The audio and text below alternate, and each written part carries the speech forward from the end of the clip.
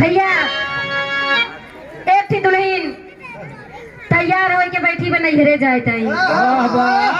ओकर आदमी बहरे बैठा बा बाहर आए के बैठा थे बाबूजी।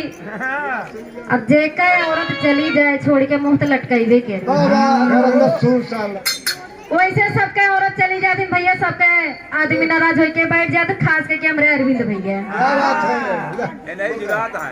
ये नहीं जुरात है बाकी सब तो अपने अपने परिवार के लगे बाटे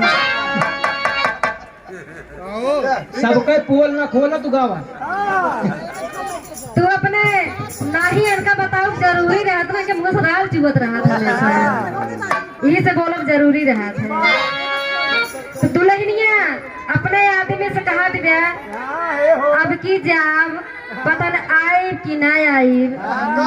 तब तो मुंह लटकाए के बैठा है हमारी तरफ ना देखा था कम से कम एक बार तो देख ला। लेकिन कैसे कहा दिव्या कौने भाव में कहा तो ये भैया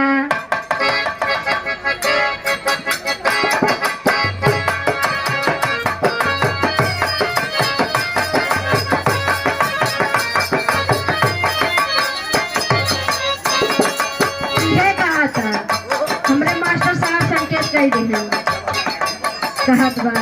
हे नजर भर के देखिला नजर भर के देखिला भैया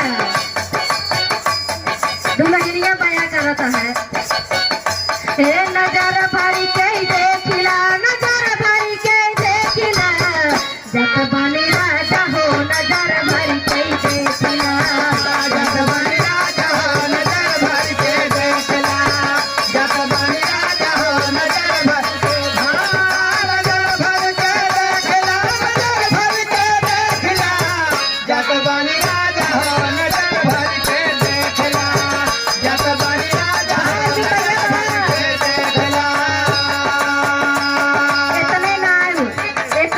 कहा था ए राजा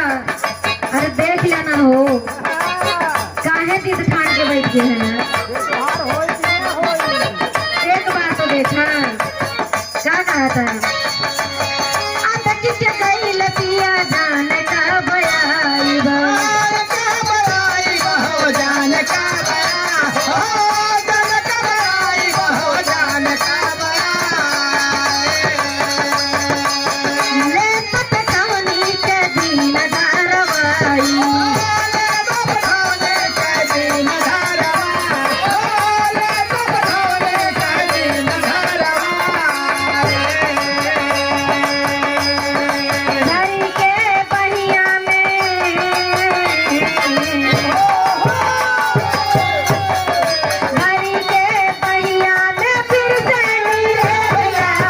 जत बन